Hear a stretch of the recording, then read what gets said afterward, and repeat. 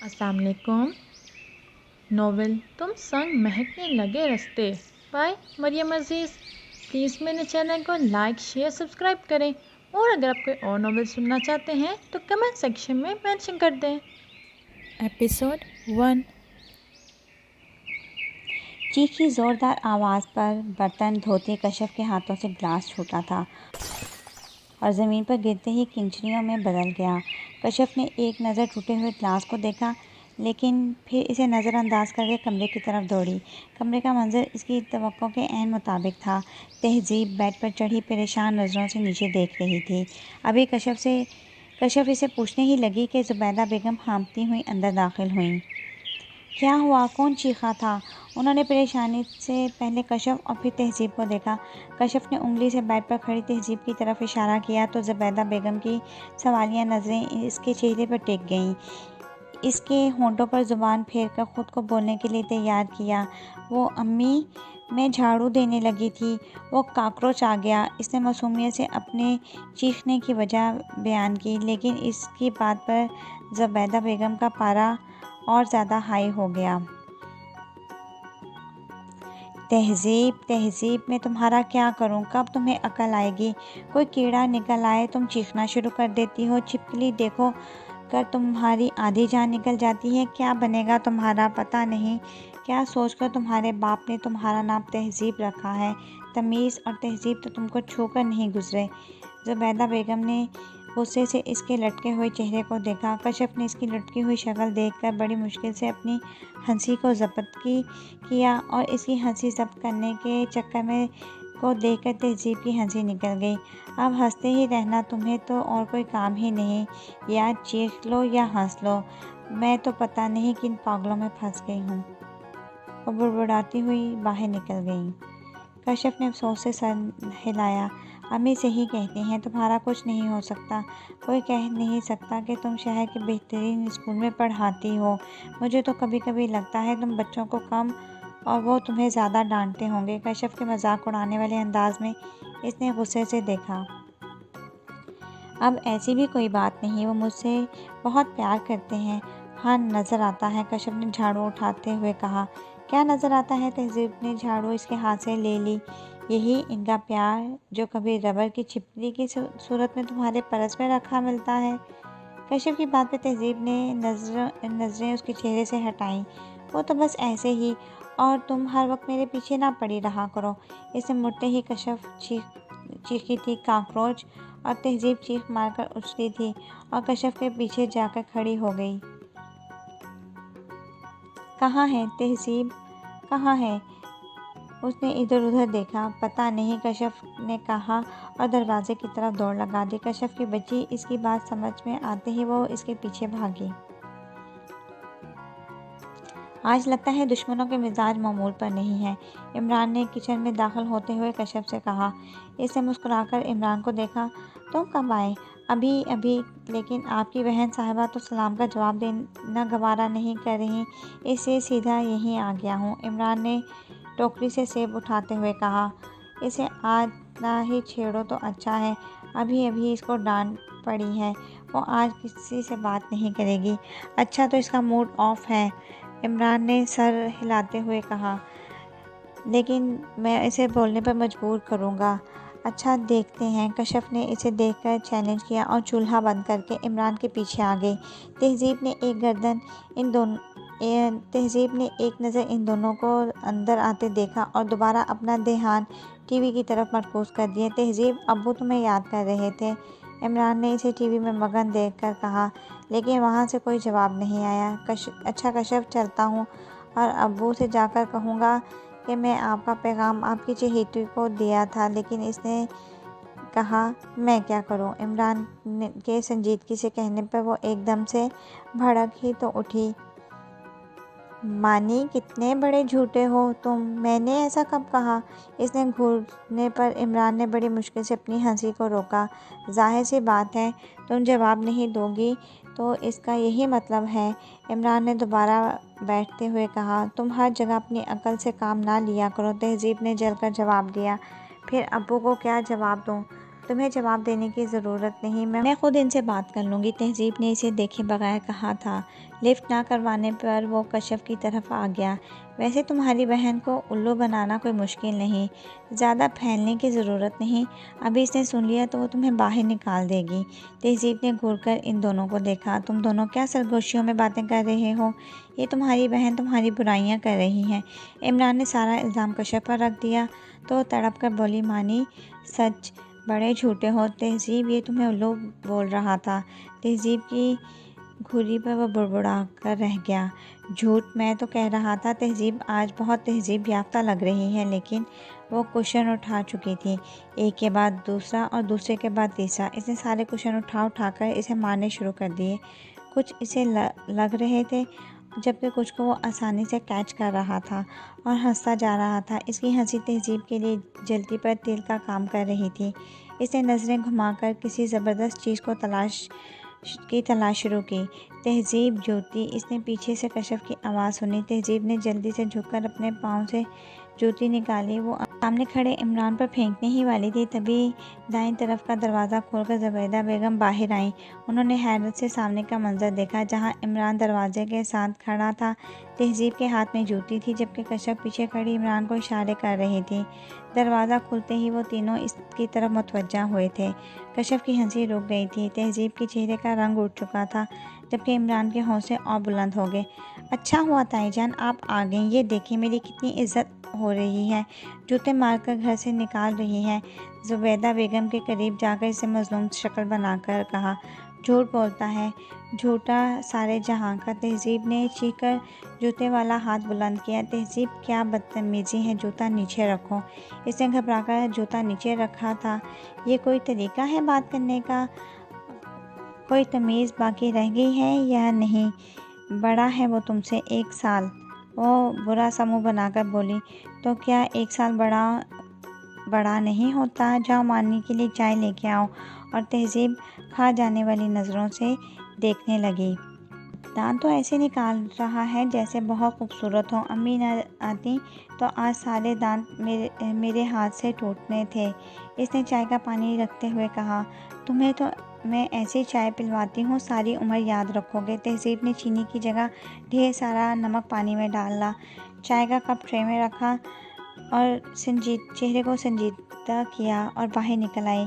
चाय का कप इमरान को पकड़ाकर वो कश्यप के पास बैठ गई थी। इमरान ने कप उठाते हुए मुस्कुराकर इसके फूले हुए चेहरे को देखा, लेकिन चाय का पहला घूंट भरते ही इसका मुंह का वो जाविया एकदम बिगड़ गया। अब इसकी हालत ऐसी थी कि ना तो वो उगल सकता था और ना ही निगल सकता था। इसने घबराकर तहज़ीब को देखा, जो बड़ी ही दिलचस्पी से इसकी हालत देख रही थी। इमरान एकदम से उठकर बाहर की तरफ भागा। ज़ुबैदा बेगम ने घबराकर इसे पुकारा, इमरान। कश्यप भी हैरानी से उठी, जबकि तहज़ीब इत्मीनान से टीवी देखने में महव थी। तभी इमरान दोबारा अंदर आया। क्या हुआ बेटा, तबीयत तो ठीक है ना?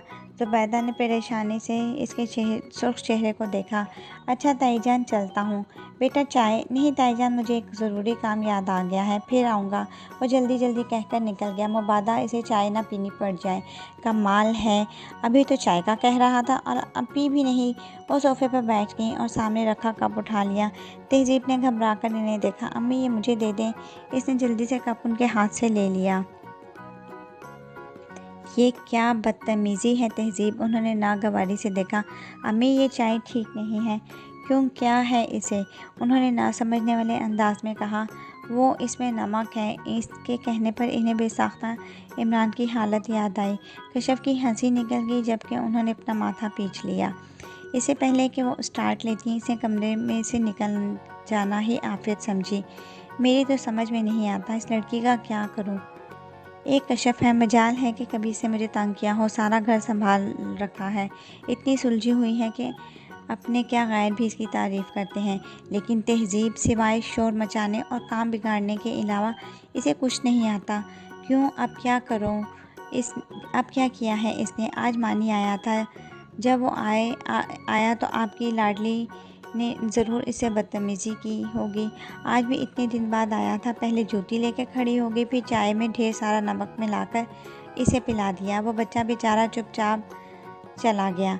इतना डांटती हूँ, लेकिन मिजाल है कि इसके कोई असर हो, आपने इसे सर चढ़ा रखा है। ज़ुबैदा बेगम की बात पर वो हंसी नहीं रोक सके। इनकी हंसी ने जल्दी पर तेल का काम किया। हाँ हाँ, हंस लें, आपको और आपकी बेटी को, और काम ही क्या है भाई, बेगम बच्चे हैं, अगर एक दूसरे से मजाक कर लेते हैं तो क्या हरज है। हरज है असगर, कल को तहजीब को उसी के घर जाना है। अब तो मानी इसकी हर बात हंस कर बर्दाश्त कर लेता है, कल को रिश्ता बदलेगा तो यही बातें मुसीबत बन जाएंगी। कोई भी शौहर ये बर्दाश्त नहीं कर सकता कि उसकी बीवी उससे बदतमीज़ी करे। इतनी बेतकल्लुफ़ी भी अच्छी नहीं होती। सादिया के मिजाज को तो आप जानते हैं, वो तो पहले ही तहजीब को पसंद नहीं करती, सिर्फ मानी की वजह से बर्दाश्त कर रही है। उन्होंने इमरान की माँ का हवाला दिया। ज़ुबैदा बेगम की बात पर असगर साहब चुप से हो गए। ज़ुबैदा बेगम ने गौर से इनकी संजीदा शक्ल देखी। देखो बेगम, मैं तहजीब को बहुत अच्छी तरह समझता हूँ। अभी इसमें बचपना है, लेकिन समझदार है। वक्त के साथ साथ खुद ही संभल जाएगी। आप भी कमाल करते हैं असगर, 24 साल की हो चुकी है। अब्बा का फ़ोन आया था, वो कशफ की रुखसती करवाना चाहती हैं, और मैं कशफ के साथ तहजीब का भी रिश्ता का सोच रही हूँ। लेकिन अब बहुत मुश्किल लगता है, थोड़ी सी समझ तो ज़रूरी है। छोटी छोटी बातों पर रोना शुरू कर देती है। लोग इतना नखरा बर्दाश्त नहीं करते। परेशानी इनके लहजे से ज़ाहिर हो रही थी। ज़ुबैदा, तुम ख्वाह फ़िक्र कर रही हो। सादिया भाभी और अफजल भाई कोई गैर हैं, इसके सगे चचा चची हैं। वो शुरू से ही इसकी आदत से वाकिफ़ है। मानी अच्छा बच्चा है, बचपन का इसका साथ है, वो समझता है। तहजीब को तुम फ़िक्र ना करो, सब ठीक होगा। और जहाँ तक तहजीब की बात है, इसकी शादी के बारे में अभी रहने दो, अभी सिर्फ कश्फ के बारे में सोचो। आप क्या समझते हैं मुझे तहजीब से प्यार नहीं है? बहुत है, लेकिन इसकी हरकतों की वजह से डरती हूँ। बचपना, माँ बाप की दहलीज तक तो अच्छा लगता है, आगे चाहे कोई भी हो, चचा चची कोई बर्दाश्त नहीं करता। इनके अफसरदा लहजे पे असगर साहब मुस्कुरा दिए। अच्छा बाबा, ठीक है, तुम कहती हो तो मैं इसे समझाऊँगा, बल्कि अभी समझा देता हूँ। तहजीब, उन्होंने ऊंची आवाज़ में तहजीब को आवाज़ दी। जी अब्बू। कुछ ही देर बाद वो इसके सामने थी। तुम्हारी अम्मी तुम्हारी शिकायत कर रही हैं। ये कौन सी नई बात है? इनके कहने पे लापरवाही से बोली तो ज़ुबैदा ने गुस्से से घूरा। बेटा, आपने मानी की चाय में नमक क्यों मिलाया? अब्बू, वो है ही इस काबिल, अम्मी के सामने मासूम बन जाता है। मैं तो इसे और मज़ा चखाती। वो तो देखा आपने कैसे ज़ुबान चल रही है। ज़ुबैदा बेगम का पारा हाई हो गया। बुरी बात बेटा, ऐसे नहीं करते, वो बड़ा है तुमसे, आइंदा इसकी चाय में नमक मत मिलाना। असगर साहब ने अपनी मुस्कुराहट रोककर संजीदगी से कहा था। तो फिर क्या मिलाऊं अब्बू? इसने इनके करीब जाकर कदरे राजदारी से पूछा। असगर साहब भी कोई ऐसे ही जवाब देना चाहते थे, लेकिन इनकी नज़र ज़ुबैदा बेगम के गुस्सैले चेहरे पर पड़ गई। मैं ही पागल हूँ जो आपसे बात की। आप दोनों बाप बेटी कभी नहीं सुधरेंगे। और पैर पटकते हुए बाहर निकल गई तो तहजीब बाप को देखकर हंस पड़ी। आंटी, मज़ा आ गया आज, इतने दिन बाद घर का खाना खाया है। हसन ने चिकन कढ़ाई से अच्छी तरह इंसाफ करने के बाद कमर बेगम को देखा तो मुस्कुरा दी। तुमसे कितनी दफ़ा कहा है, जब तुम फ़ायज़ा कराची से वापस नहीं आ जाती तुम यहाँ आ जाया करो, लेकिन तुम पर कोई असर ही नहीं होता। क्या करूँ आंटी, आपके बेटे के साथ रह रह कर मेरे एहसासात भी ख़त्म हो गए हैं। हसन ने शरारती अंदाज में दाईं तरफ बैठे दाऊद को देखकर कहा, जो पूरे इन्हमाक के साथ खाना खाने में मसरूफ़ था।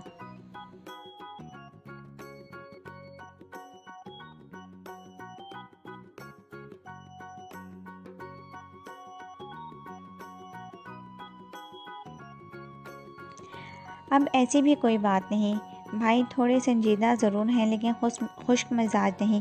दानियाल ने जल्दी से अपने भाई की तरफदारी की। थोड़े? हसन ने हैरत से पूरी आंखें खोली। यार, कम से कम झूठ तो ना बोलो जो अगले बंदे को हज़म ना हो। तुम्हारे भाई साहब संजीदा ही नहीं, बिल्कुल बेइंतहा संजीदा हैं। लतीफ़ जज्बात तो इन्हें छूकर नहीं गुजरे। अब के दाऊद ने नज़र उठाकर गुस्से से इसे देखा, लेकिन वो इसके गुस्से को खातिर में नहीं लाया। अब हर कोई आपकी तरह रंगीन मिजाज तो नहीं हो सकता। दाऊद ने गिलास में पानी डालते हुए इसकी तरह की आशिक मिजाजी पर भरपूर तंज की, लेकिन वो काबिल भी चिकना घड़ा था। तो रंगीन मिजाज होना बुरी बात तो नहीं। अल्लाह ने आंखें दी हैं, जज्बात दिए हैं, इनका कुछ तो इस्तेमाल होना चाहिए। दाऊद ने आबरू उचकाकर इसे देखा। ऐसा इस्तेमाल जैसा कि आप करते हैं? मैं क्या करता हूँ? वो अनजान बनकर दाऊद को देखने लगा। मेरा मुंह तो ना ही खुलवाओ, दाऊद कहकर खड़ा हो गया। इसके उठते ही हसन और दानियाल भी खड़े हो गए। वो टीवी की तरफ मुतवज्जा हो गया, जबकि हसन अब दानियाल के साथ बहस में मसरूफ़ था। कमर बेगम ट्रॉली लेकर अंदर दाखिल हुई। आंटी, आप इसकी शादी क्यों नहीं कर देती? शायद मौसूफ को कोई अफाका ही हो जाए। कमर बेगम के बैठते ही हसन एक बार फिर शुरू हुआ। दाऊद ने खा जाने वाली नज़रों से इसे देखा। आंटी, पता है मुझे क्या लगता है? किसी लड़की का चक्कर है। या तो वो शादी के लिए मान नहीं रही, या किसी लड़की की बेवफाई का गम दिल पर लगाए बैठा है। हसन की बकवास पर कमर बेगम ने जिन नज़रों से इसकी तरफ देखा, दाऊद का दिल चाहा अपना 11 नंबर का जूता उतारकर इसके सर पर 10 लगाए और 1 गिने। दाऊद, अगर तुम्हें कोई लड़की पसंद है तो मुझे बताओ। मेरे लिए सबसे अहम बात यह है कि तुम्हारा घर आबाद हो जाए, और अगर लड़की तुम्हारी पसंद की हो तो वो और भी अच्छा है। मामा, ऐसी कोई बात नहीं।